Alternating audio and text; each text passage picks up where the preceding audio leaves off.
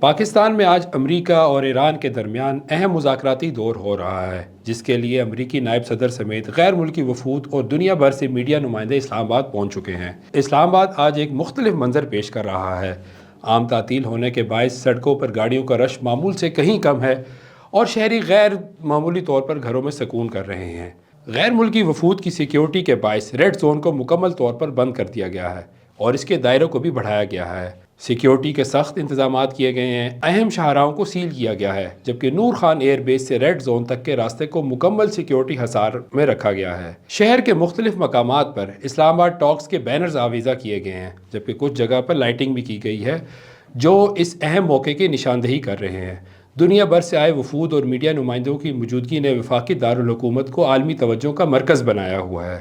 دوسری جانب شہر کو خاص طور پر اس موقع کے لیے سجایا گیا ہے۔ سڑکوں کی صفائی کی گئی ہے، گرین بیلٹس کو بہتر بنایا گیا ہے اور جگہ جگہ خوبصورت لائٹس نصب کی گئی ہیں جو رات کے وقت شہر کو مزید دلکش بنا رہی ہیں۔ ریڈ زون کے باہر زندگی معمول کے مطابق جاری ہے، مگر مجموعی طور پر اسلام آباد ایک محفوظ، منظم اور خاص ایونٹ کے لیے تیار شہر کا منظر پیش کر رہا ہے۔